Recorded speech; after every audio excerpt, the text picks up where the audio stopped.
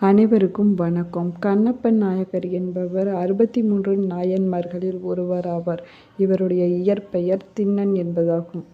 வேடர் குலத்தில் பிறந்த இவர் வேட்டையாடுவதில் சிறந்தவராகவும் விளங்கினார். அது மட்டுமில்லாமல் நாணன், காட்டன் என்ற 2 நண்பர்களோடு வேட்டையாடச் சென்றபோது திருக்காலத்தி மலையில் குமுடி தேவர் என்ற சிவனின் ஒரு உருவமான வாயுலிங்கத்தை பார்த்தார். கண்ணப்ப நாயக்கர் சிவலிங்கத்தை கண்ட நாள் முதல் வாயில் பொன்முகலை ஆற்றங்கரையிலிருந்து தண்ணீரை எடுத்து கொண்டு வந்து இந்த சிவலிங்கத்திற்கு அபிஷேகம் செய்தார். அது மட்டுமில்லாமல் தலையில் சொருகி வந்த மலர்களாலும் இலைகளாலும் அர்ச்சனை செய்து பக்குவப்பட்ட காட்டுப்பன்றி இறைச்சியையும் படைத்து வந்தார். இதை பார்த்த குமுடி தேவரை வணங்கும் சிவகோச்சாரியார் என்னும் பிராமணர் மனம் வருந்தி சிவபெருமானிடம் முறையிட்டு கூறினார். அதை கேட்ட சிவபெருமான் கண்ணப்பரின் அன்பினை சிவகோச்சாரியருக்கு உணர்த்த திண்ணனார் வரும் நேரத்தில் அந்த சிவனின் ஒரு உருவமான வாயுலிங்கத்தின் வலது கண்ணிலிருந்து குருதி வருமாறு செய்தார் சிவபெருமான். அதை கண்ட திண்ணனார் ஒரு பச்சிலையை பறித்து கொண்டு வந்து சிவபெருமானின் கண்களிலிருந்து வடியும் குருதியை நிறுத்த முயற்சி செய்தார். திண்ணனார் எவ்வளவோ போராடியும் சிவபெருமானின் கண்களிலிருந்து வடியும் குருதியை அவரால் நிறுத்த முடியவில்லை. அதனால் தன் கண்களின் ஒன்றினை அன்பால் அகழ்த்து அந்த வாயுலிங்கத்தின் வலக்கண்ணிருக்கும் இடத்தில் கொண்டு போய் வைத்தார். அது மட்டுமில்லாமல் வாயுலிங்கத்தின் வலக்கண்ணிலிருந்து வரும் குருதி நின்று இடக்கண்ணில் குருதி வடியத் தொடங்கியது. திண்ணனார் தனது இடக்கண்ணையும் அகழ்த்து வைப்பதற்கு வாயுலிங்கத்தின் இடக்கண் இருக்கும் இடத்தினை தன் காலொன்றால் அடையாளம் செய்தார். பிறகு இடது கண்ணை எடுத்து அந்த வாயுலிங்கத்தின் இடக்கண்ணிருக்கும் இடத்தில் கொண்டு போய் வைத்தார். மற்றும் அப்போது சிவன் நில்லு கண்ணப்பா என 3 முறை கூறினார். கண்ணப்பர் செய்யும் செய்கையை கண்ட சிவபெருமான் அவரை தடுத்து நிறுத்தி அவர்களுக்கு காட்சி கொடுத்தார். தந்தை அற்றவர், பிறப்பு இறப்பு என அனைத்து நிலைகளையும் கடந்து வந்தவர் ஈசன் ஆவார். உலகத்தில் உள்ள அனைவருக்கும் உணவளிக்கும் படைப்பாளியாக திகழ்கிறார்.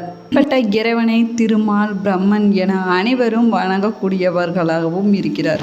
சிவபெருமானை ஏற்றுக்கொண்டு அவன்தான் எல்லாம் என நினைத்து அவனிடம் முத்தியை வேண்டி விரும்பி அவன் புகழை பரப்பி வந்தவர்தான் நாயக்கன்மார்கள். அப்படிப்பட்ட நாயக்கன்மார்களின் ஒருவரான கண்ணப்ப நாயக்கரை சிவபெருமான் தனது தந்தையாக ஏற்றுக்கொண்டார். ஏனென்று தெரியுமா? வாங்க அதை பற்றி பார்க்கலாம். வேடர் குலத்தில் பிறந்த கண்ணப்பர் தான் வேட்டையாடிய மிருகங்களின் மாமிசை சிவலிங்கத்தின் முன் வைத்து மனமுருகி வழிபடும் வாடிக்கையாக வைத்திருந்தார். சிவலிங்கத்தில் இருந்து நீண்ட கை திண்ணை நில்லப்பா என தடுத்து நிறுத்தியது. அதாவது கண் அப்பா என ஈசன் அழைத்ததே திண்ணனை தன் தந்தையாகவே ஏற்றுக்கொண்டார் சிவபெருமான். இந்த சம்பவம் நடந்த இடம் காளகஸ்தி திருக்கோவில் ஆகும். இதன் காரணத்தால் இங்குள்ள காலத்தீஸ்வரர், காளகத்தியப்பர் என்ற பெயரில் சிவபெருமான் அருள்பாலித்து வருகிறார். மட்டுமில்லாமல் கண்ணப்பர் வழிபட்ட சிவலிங்கம் காளகஸ்தி மலை மீது இன்றும் கண்ணில் இரத்தம் வடிவது போன்ற சிவலிங்கம் காணப்படுகிறது. அருகிலேயே கண்ணப்பரின் சன்னதியும் அமைந்திருக்கிறது. பக்தியின் திருவுருவமாக விளங்கக்கூடியவர்தான் கண்ணப்ப நாயக்கர் ஆவார். ஐயனே, எனக்கு இடையேறாத பக்தியை தர வேண்டும் என்று சிவபெருமானிடம் வேண்டிக் கொண்டார். இறைவனாகிய சிவபெருமான் ஆட்கொள்ளப்பட்டு சிவ தொண்டுக்கென தன்னை அர்ப்பணித்து கொண்டவர்கள்தான் நாயன்மார்கள் ஆவார்கள். பக்தியின் திருவுருவமாக விளங்கியவர்தான் கண்ணப்ப நாயக்கன் ஆவார். இவர் முப்பிறவியில் அர்ஜுனனாக இருந்தார் என்றும் அர்ஜுனன் மிகப்பெரிய சிவபக்தனாக இருந்தார் என்றும் சொல்லப்படுகிறது. மகாபாரத போரில் தன்னுடைய மகனான அபிமன்யுவை கொன்றவர்களை கொல்லாமல் விடமாட்டேன் என்று சொல்லிக்கொண்டு உணவும் உண்ணாமல் சிவபூஜையும் செய்யாமல் கண்ணபிரான் கூட கைலாயத்துக்கு சென்றதாகவும் சொல்லப்படுகிறது. சிவபெருமானிடம் வரம் கேட்பதற்காக செல்கிறார். அங்கு சென்ற போது ஒரு பன்றியின் காரணமாக அர்ஜுனனுக்கும் வேடன் வடிவில் இருந்த சிவபெருமானுக்கும் இடையே சண்டை நடந்ததாகவும் கூறப்படுகிறது. வேடன் வடிவில் இருப்பதே சிவபெருமான் என்று தெரியாமல் வேடன் தானே என்று வேடன் குலத்தை திட்டினார் என்றும் கூறப்படுகிறது. உடனே தன்னுடைய திருவுருவத்தை அர்ஜுனனிடம் காட்டி, அர்ஜுனா, உனக்கு என்ன வரம் வேண்டும் என்று கேள் என்று கூறினார் சிவபெருமான். உடனே அர்ஜுனன் தன்னுடைய தவறை உணர்ந்து சிவபெருமானிடம் மன்னிப்பு கேட்ட பிறகு அவரிடம், ஐயனே, உன்னை என்றுமே மறவாத வரத்தை தர வேண்டும் என்று கேட்டார். ஆனால் வரம் வாங்க வந்ததே தன்னுடைய மகனை கொன்றவர்களை கொல்ல ஆசுவாத கனி வாங்க வந்தார். அவ்வாறு கேட்காமல், ஐயனே, எனக்கு இடையூறில்லாத பக்தியை தர வேண்டும் என்று வரத்தை கேட்டு வாங்கினார். அதற்கு சிவபெருமான், மகனே அர்ஜுனா, நீ அபிமன்யுவை கொன்றவரை கொல்வதற்காகத்தான் மனதிற்குள்ளேயே கேட்டாயே. பசுவத கனி அதனைத்தான் இப்பொழுது உனக்கு தருகிறேன். ஆனால் நீ அடுத்த பிறவியில் இப்பொழுது நீ என்ன கேட்டாயோ, ஒரு வரம், இடையூறில்லாத பக்தியை தர வேண்டும் என, அந்த வரத்தை நான் அடுத்த பிறவியில் உனக்கு தருகிறேன் என்று கூறினார் சிவபெருமான். ஆனால் நீ என்னை திட்டினாயே வேடன் என்று. எனவே நீ அடுத்த பிறவியில் வேடர் குலத்தில் பிறந்து ஒரு பன்றியின் காரணமாக காளகஸ்தியில் என்னை கண்டு முத்தி பெறுவாய் என்று கூறினார் சிவபெருமான். இதுதான் கண்ணப்ப நாயகரின் முப்பிறவி வரலாறாகும். வேடர் குலத்தின் தலைவனாக இருந்தவர்தான் நாகன் ஆவார். அவருடைய மனைவி பெயர் தத்தையாகும். இந்த நாகனுக்கும் தத்தைக்கும் நீண்ட காலமாக குழந்தை இல்லாமல் இருந்தது.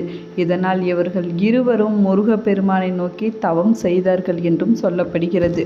முருகப்பெருமானின் திருவருளால் நாகனுக்கும் தத்தைக்கும் ஒரு ஆண் குழந்தை பிறந்ததாகவும் கூறப்படுகிறது. அந்த குழந்தைக்கு திண்ணன் என்று பெயரிட்டு வளர்த்து வந்தனர் அவர்கள் இருவரும். அது மட்டுமில்லாமல் திண்ணன் சிறு வயதிலேயே காட்டிற்கு சென்று வேட்டையாடும் பழக்கத்தை வைத்திருந்தார். அப்படி ஒரு நாள் காட்டிற்கு வேட்டையாடச் சென்றபோது புலிக்குட்டி ஒன்றை பிடித்து கொண்டு வந்து தனது வீட்டின் முற்றத்தில் கட்டி போட்டுவிட்டான். அந்த அளவிற்கு வீரமுடன் இருந்தான் திண்ணன். திண்ணன் 7 வயதிலேயே வில் வித்தையை முழுமையாக கற்றுக்கொண்டான். ஒரு நல்ல திண்மையாகவும் வேடர் குலத்திற்கு ஏற்ற தைரியசாலியாகவும் இருந்து வந்தார். வேடர் குல தலைவனாகிய நாகனுக்கு வயதாகிவிட்டது. வேட்டைக்கு இவர்கள் செல்லாததால் மலைப்பகுதியில் விளையக்கூடிய பயிர்களையெல்லாம் காட்டு விலங்குகள் நாசப்படுத்தி வந்தன. இதனால் வேடர் குலத்தில் உள்ள அனைவரும் வருத்தத்திலும் கவலையிலும் இருந்தார்கள். இதனால் வேடர்களின் தலைவனாகிய நாகன் தன்னுடைய வேடவ இன மக்களை எல்லாம் அழைத்து, எனக்கு வயதாகிவிட்டது, என்னால் இனி வேட்டையாட முடியாது என்று கூறினார். எனவே என்னுடைய மகனான திண்ணனை தலைவனாக அறிவிக்கிறேன் என்று கூறினார் நாகன். திண்ணனை வேடவர் குலத்தில் உள்ள அனைவரும் தலைவனாக ஏற்றுக்கொண்டனர். தலைவனான திண்ணன் வேட்டையாட வில்லும் வாளும் எடுத்துக்கொண்டு காட்டிற்குள் சென்றார். திண்ணனுக்கு நாணன், காடான் என்ற 2 நண்பர்கள் இருந்தனர். ஒரு நாள் திண்ணனும் நாணனும் காடனும் காட்டுக்கு வேட்டையாட சென்றார்கள். காட்டில் ஒரு பன்றி திண்ணரின் அருகிலேயே ஓடி ஓடி வந்து கொண்டிருந்தது. உடனே திண்ணரும் அந்த பன்றிக்கு பின்னாடியே ஓடத் தொடங்கினார். திண்ணனை தொடர்ந்து நாகனும் அவருக்கு பின்னால் காடனும் ஒருவருக்கு பின்னால் ஒருவராக ஓடி சென்று கடைசியில் திண்ணர் அந்த பன்றியை தன்னுடைய ஈட்டியால் குத்தி கொன்றார். அந்த பன்றியை துரத்தி கொண்டு மூவரும் நெடுந்தூரம் ஓடி வந்ததால் இவர்கள் மூவருக்கும் பசி எடுக்க தொடங்கியது. அப்பொழுது திண்ணன் தனது நண்பர்களிடம் குடிக்க தண்ணீர் கேட்டால் உடனே அவருடைய நண்பனான நாணனும் காடனும் திருக்களத்தி மலைக்கு திண்ணனை அழைத்து கொண்டு சென்றார்கள். திருக்களத்தி மலையில் உள்ள சிவபெருமானை பார்த்த திண்ணன் அவரை பார்த்து, சிவபெருமானே, இந்த காட்டில் எப்படி தனியாக இருக்கிறீர்கள் என்று கூறி வருத்தப்பட்டார். அதற்கு பிறகு, நான் உடனே உங்களுக்கு சாப்பிடுவதற்கு ஏதாவது கொடுக்கிறேன் என்று கூறி தன்னுடைய நண்பன் காடன் சுட்டு வைத்திருந்த பன்றியின் இறைச்சியை அவருக்கு படைத்தார். இறைச்சி சாப்பிட்டால் சிவபெருமானுக்கு தண்ணீர் தாகம் எடுக்கும். எனவே தண்ணீர் எப்படி கொண்டு செல்வது என எண்ணிக்கொண்டு அருகில் இருக்கக்கூடிய தண்ணீரை தன்னுடைய வாயில் முகர்ந்து வைத்துக்கொண்டு உடனே திருக்காலத்தில் இருக்கக்கூடிய சிவபெருமான் ஆலயத்திற்கு சென்றார் திண்ணன். அதற்கு பிறகு தான் கொண்டு வந்த இறைச்சியையும் சிவபெருமானுக்கு படைத்தார். தன்னுடைய வாயில் உமிழ்ந்து கொண்டு வந்த நீரை மஞ்சன நீராக சிவபெருமானுக்கும் படைத்தார். திருக்காலத்தி மலையில் சிவபெருமானுக்கு ஆகம முறைப்படி சிவகோச்சாரியார் என்பவர் பூக்கள், மஞ்சன நீர், அமுது கொண்டு வந்து பணி செய்து வந்தார். மதியம்தான் திண்ணனார் தான் சுவைக்க கொண்டு வந்த இறைச்சியும் எலும்பையும் சிவபெருமானுக்கு படைத்தார். மறுநாள் பூஜை செய்வதற்காக பூக்கள், மஞ்சன நீர், அமுது ஆகியவற்றை கொண்டு வந்து அபிஷேகம் செய்ய வந்தார். சிவபெருமானுக்கு முன்னால் இறைச்சியை பார்த்த சிவகோச்சாரியார் நடுநடுங்கி போனார். சுத்தம் செய்துவிட்டு பக்கத்தில் இருக்கக்கூடிய நதியில் குளித்துவிட்டு வந்து சிவபெருமானுக்கு பூஜை செய்வார். இந்த பதிவு நீங்கள் பயன்பெறும் வகையில் அமைஞ்சிருக்கும் என்று நினைக்கிறேன். இந்த பதிவு பிடிச்சிருந்தால் லைக் பண்ணுங்கள், ஷேர் பண்ணுங்கள், கமெண்ட் பண்ணுங்கள்.